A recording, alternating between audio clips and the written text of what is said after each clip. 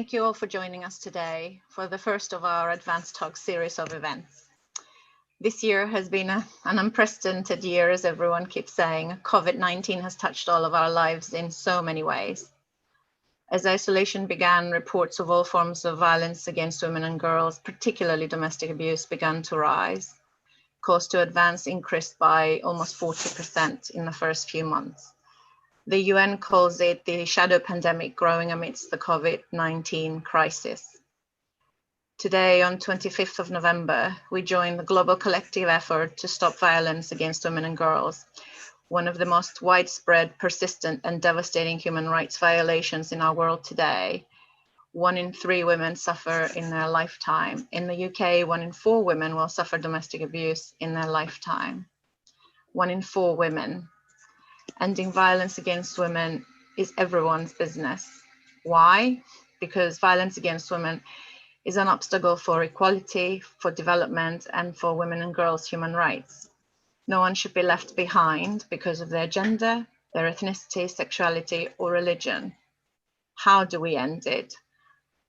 By talking about abuse, by making sure it is not something to be hidden behind closed doors, that it doesn't go unreported, as it often is the case, by removing the silence, the stigma, the shame that surrounds it, and by ending impunity on gender crimes. And finally, by all of you joining us for 16 days of action. Today, we are joined by AMJA Unabashedly. AMJA is a woman. She's an artist, a painter, an activist. Today, she shares with us her journey, her art, her inspiration.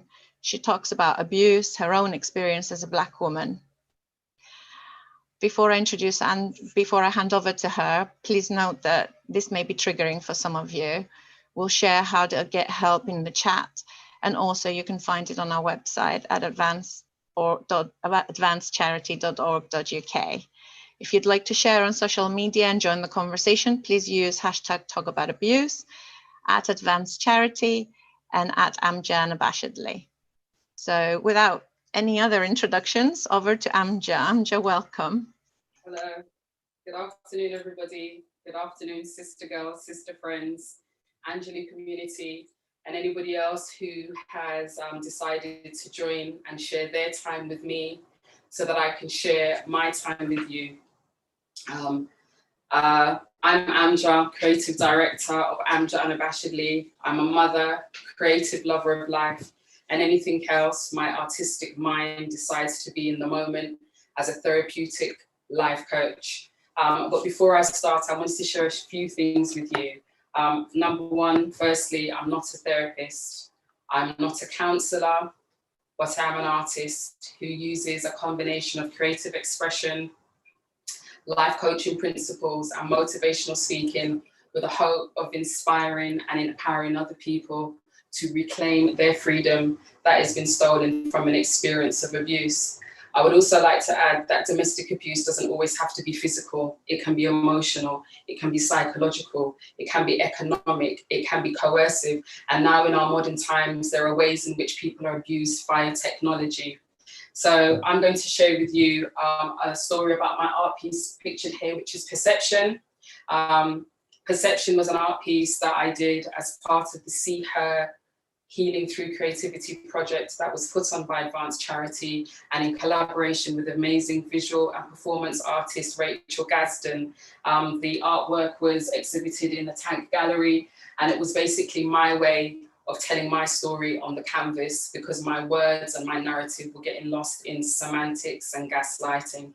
So I'm going to start telling you the story of perception, my perception of domestic abuse and the journey through it and how I let art be my becoming. So this picture here is called Heartbreak. This is a section of a heartbreak.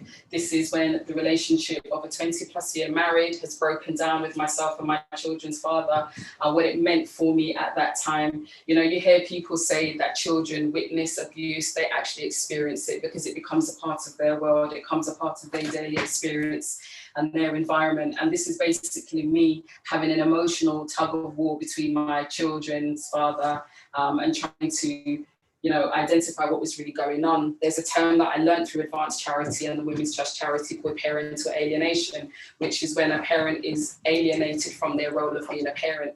Now, sometimes that happens physically. I experienced physical parental alienation, but I also experienced it not only away from the children, but actually in my home environment. The dynamics to the environment had changed. And this was basically how I was feeling. I was feeling parentally alienated, which allowed for really unpleasant conversations between myself and my children, things that I would have deemed as disrespectful. It was just a really difficult time for all of us. So this is me, heartbreak, my wedding ring breaking, and it actually cutting through my heart, and that's what I was experiencing. There's also a section up here where it says, "Stand by your man," and I'll explain that in more detail. So for many people, there's a song called "Stand By Your Man" by Tammy Wynette, and she sings this song where the song is actually saying that no matter what you experience, no matter what you go through, you stand by your man. For many people, whether it's a family culture, community culture, or country culture, there's this unspoken rule that as a woman, you stand by your man no matter what. And that's what I was being faced with. That was the inner conversation that I was having with myself. So it was stand by your man, or else what's going to happen for me. Also on the other side, you'll see that I have "Till Death Do Us Part." And this is really the traditional wedding vows that we used to have before that. It's "Till Death Do Us Part." Now, for me, in my mind, I was having an inner conversation as to whether that was going to be physical or an emotional death, where I was going to lose my soul. So that's basically me sitting down here in the darkness, trying to decipher what it is that I was going to do, because I just didn't have an idea. It was a really, really difficult time for me, and it was impacting my mental health. So now it's PTSD. Now, in addition to transitioning out of a domestically abusive relationship, I was also stalked and attacked a few meters from my then place of employment. I had hot oil thrown in my face. Now, one of the reasons why I no longer rush is because I was late for work that morning. So by the time I had got to the location, the hot oil didn't have an opportunity to burn my face and leave me with permanent scarring. But it was a really traumatic experience for me. And for anybody who's been traumatized, targeted abuse, or anything like that, everyday things like getting up and getting yourself ready to go out is a challenge. For me, massively was a challenge just to go outside, because I was always anxious and paranoid that the perpetrators of the stalk and attack were going to come for me. Something as simple as putting the garbage out was difficult. And the irony of that is, at that time in that employment, I was actually a senior manager for a logistical planning and scheduling team, where I was helping individuals figure out the most optimal dynamic way of getting to certain locations. And here I was trying to battle with just stepping out the front door. I had to have cognitive behavioral therapy actually to help me through that. So PTSD was very difficult. And like I said, my behaviors of the things that were normal were no longer that. So then comes the judgment. You're a bad mum. Now, I felt very much judged for deciding to make decisions that were necessary for me to create a healthier environment for me. There's a Jamaican saying that my grandma used to say is, when people talk their mouth, which means that when people are talking to you one way to your face, but they say something to you about you behind your back. I felt that a lot of that was going on. I felt that people were pointing at me, judging me, or whether that was by choice or whether that was by manipulation, regardless. Their conversations and their judgments started to become my own. They started to become my inner conversations. I started to doubt myself. My identity was stolen, which is the reason why there's a lot of, there's no color here. That's me feeling very much judged. It became my inner conversations. I had forgotten that I had raised 4 children. I had forgotten that I'd got some into tertiary education. I'd forgotten that I had homeschooled them in addition to the national curriculum. I had forgotten then that I was, a mother doing many different roles in my household, which was the artist, the counselor, the negotiator, all of those things that you do as a parent. I had forgotten all of those. I had just embodied everything that everybody I felt was saying about me. So it was a difficult time. But as we know in life, there comes change. Now, for anybody that follows me on social, you'll hear me talk about sisterhoods. I talk about brotherhoods and friendship groups, but sisterhood, solidarity, a lot about. And one of my sister friends, I have a crew of friends called 100% Crew that was established in 1990. We're still very close today. And one of those members is Sensa Raneb of Sa'ank, Wisdom of Life. And she sent me a pack, which literally was a personalized affirmation kit. It was something she had made. She sent the prototype to me, and I started to use it as a way of affirming every day the kind of things that I wanted in my life. So this is a rebirth, really. As we know, you have a butterfly. So this is a rebirth for me. I've gone from the caterpillar to the butterfly, looking different, same, some elements the same, but also very much different. So that's the rebirth. And within that, I've used the Japanese principle of ikigai, which roughly translates to your purpose, which is what you love, what you're good at, what the world needs, and what you can get paid for. I was trying to figure out what I was going to do now that I no longer had my family around me, and how I could really, change my life. I also use the chakra colors, but not necessarily in the order that they are, because any healing journeys of growth are not linear. They're all over. They can come in shapes and different forms. You can be one place and then you can come forward. So that's what that is. And then I had the Adinka symbols on there for the things that I wanted, like strength, beauty, and that. Then we have for somebody that was very busy like myself with running a family, I no longer had anybody to deal with. So keeping still for me was a challenge. So I started to do meditating, and it was one of the most greatest experiences that helped me become settled, grounded, find some inner spiritual solitude. And then I have kissed the universe and tell her thank you for the gifts yet to come. If you follow me again on social, you'll notice that I do a thank you Thursday every Thursday. I give thanks for all of the things that I have or anything that's in my experience, but also for the gifts yet to come. Because earlier on I shared with you that I was at Thank You Gallery sharing my artwork. That was 2 years ago to this very, very day. And I didn't know then that I would be in a position right now where I use my story, my art, and my experience to inspire and empower others. So that's me kissing the universe, and also thanking Advance, because I never knew then that they would be such an integral part of my life right now. So I also have Surviving to Thrive in the Art of Conscious Awareness. When I got to Advanced Charity, I started to become consciously aware of my situation. I started to understand what domestic abuse was, the way it presents itself in our lives, things that I had experienced from way back that I didn't even identify as being abusive in any which way, shape or form. I became consciously aware of that, and Surviving to Thrive in the Art of Conscious Awareness is a play of words. But I think when we become more consciously aware and move with intention, we're better able to move from surviving situation to thriving. And then psycho-cybernetics is me. I love psychology. It's another way of saying neuro-linguistic programming, which is the way our brains function. And that's why this is a very big piece of my art piece, because there was a rumor that I was crazy.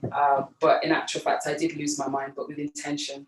I lost my mind because I knew that I had to create different neural pathways for me to be able to get out of this situation. So I changed friendship groups.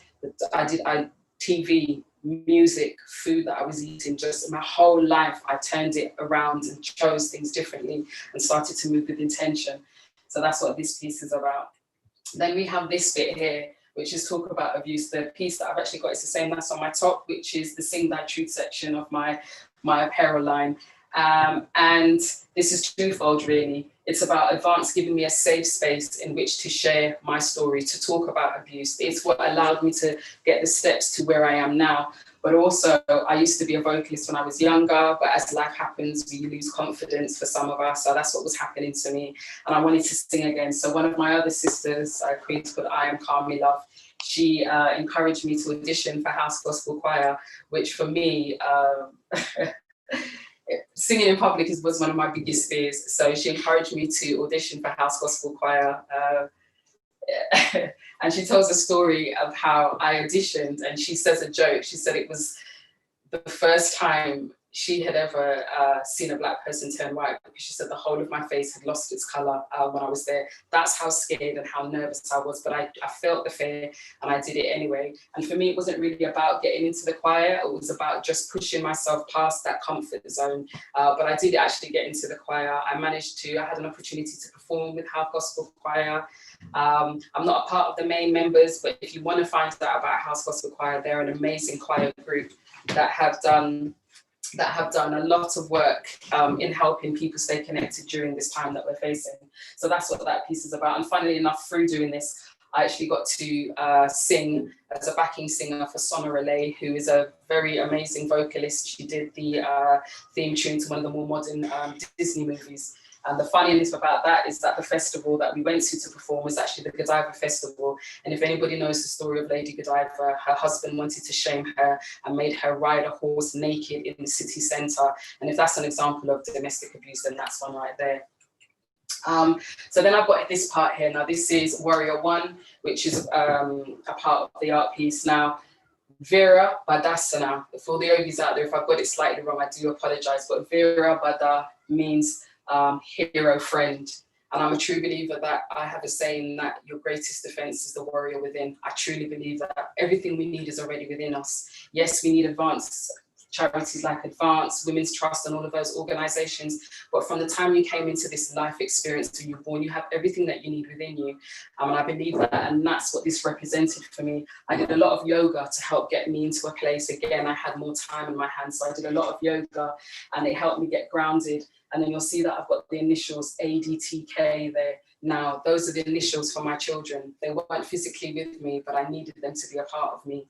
Now, there may be a time when, you know, some art critic might say that my art pieces and stuff are masterpieces, but my greatest creation ever will always be that of my children. So this having their initials in all of my art pieces was my way of staying connected to them, because I didn't see some of them because of the experience for a year. One minute we were together in the family, and the next minute I hadn't seen some of them for a year. So that was my way of staying connected. Then I have this art piece here, which is, this is actually a true picture. There's a real picture that looks like this. This is me and one of my other sister friends, Tamika. We decided that we were gonna take our life and do something great. And we decided to go on holiday. We were initially gonna go to the Northern Lights. We ended up going to Egypt. Now, if there was ever a holiday where every single thing could have gone wrong, that was the holiday, but we are still friends to this day. And that just goes to show the strength of our friendship. But one of the things that happened when we were in Egypt, so we got to go into the biggest pyramid in Giza.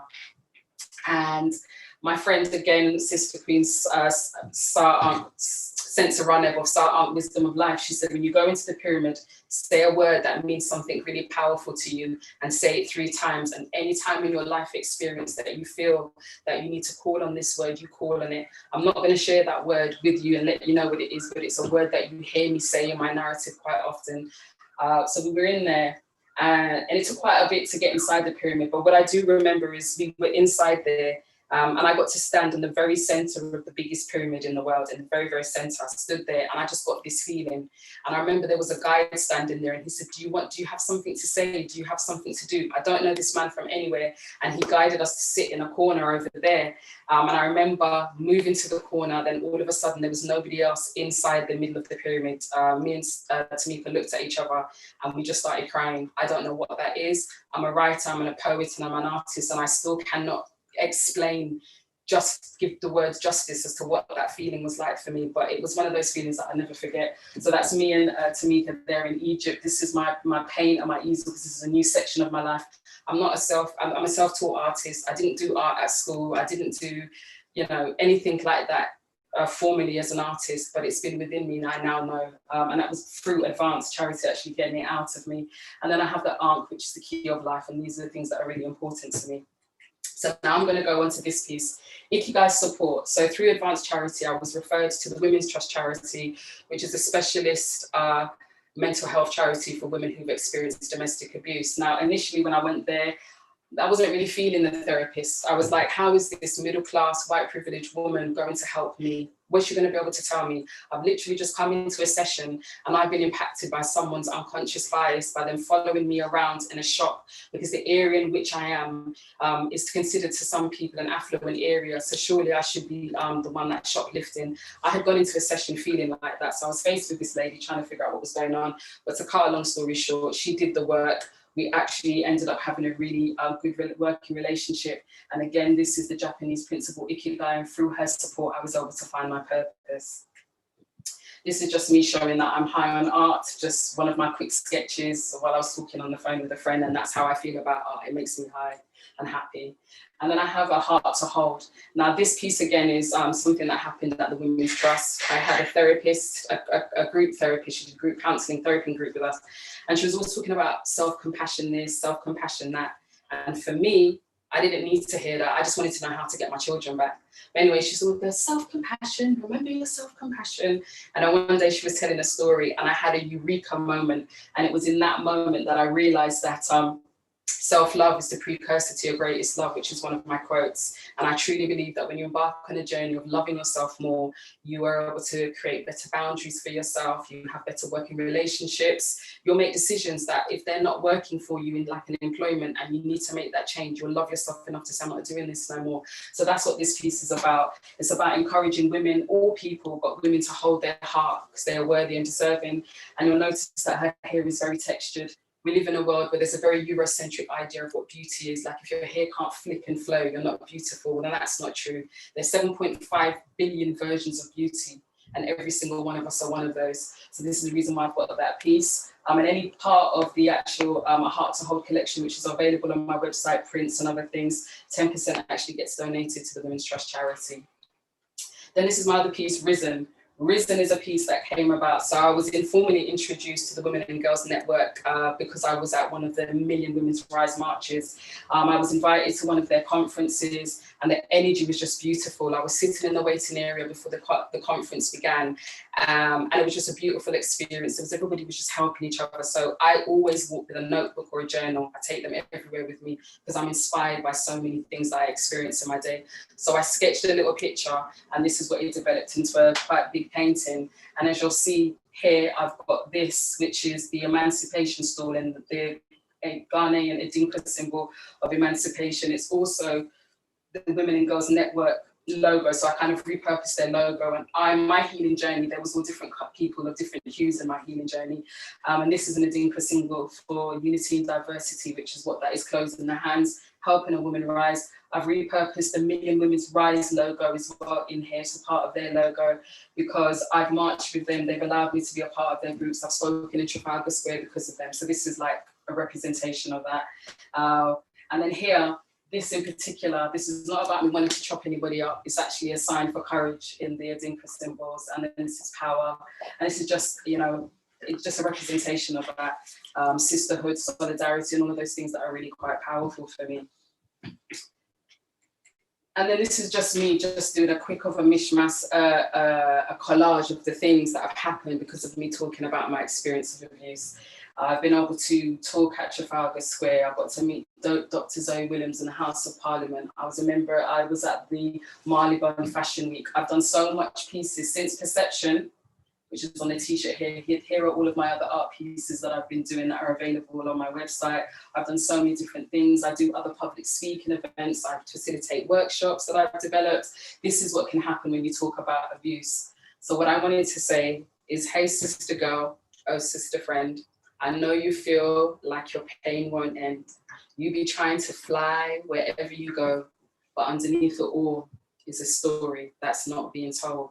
High functioning and domestically abused, a domestic violence perspective that is rarely seen on the news. You be looking oh so fly wherever you go, but underneath it all is a story that needs to be told. She could be your mother or your grandma too, or that nice lady at the bank who's always smiling when she greets you. She could be your child's teacher, or maybe even the daughter of the preacher. She's looking all fine in that billionaires club, or one of our sisters on her knees daily having to scrub. She is our CEO getting her ish done. But at the end of the day, all she ever feels is numb. But I'm here to tell you that she can get through because everything she needs already resides in you. So the next time you hear your intuition speak to you, listen keenly, because it's your ancestors trying to reach you, saying, I'm gonna see my sister fly, because I'm gonna help my sister to rise. I'm gonna see my sister fly, oh, because I'm gonna help my sister to rise. Now, your sister may not look like you, she may not even look like me, but we, our sisters, are united in the truth to our stories. So let's do as the ancestors are trying to teach us, and put out your hand so your sister can reach her and say, I'm gonna see my sister fly, 'cause I'm gonna help my sister to rise. I'm gonna see my sister fly, oh, 'cause I'm gonna help my sister to rise. Now, when you look in the mirror, I want you to see that no matter what they say, no matter what they do, you are still the beauty in your ancestors' wildest dreams. So let's do as the ancestors have been trying to teach us, and put out your hand so your sister can reach her and say, I'm gonna see my sister fly, 'cause I'm gonna help my sister to rise. I'm gonna see my sister fly, oh, 'cause I'm gonna help my sister to rise. High functioning and no longer abused. This is why we march, this is why we stand, and this is why we talk, so we can switch up the narrative that is in the news. And yes, we are going to fly wherever we go, because now the truth to our stories are starting to be told. And because you helped your sister to rise, that's how we see all sisters fly. Because you helped your sister to rise, that's how we see all sisters fly. I'm AMJA Unabashedly, mother, creative lover of life, therapeutic art life coach, and anything else my creative mind decides to be in the moment. I'm here to tell you that to talk about an experience of abuse is not to vilify or to betray the perpetrator. It is so that you no longer betray your heart and reclaim your freedom from the trauma that is abuse.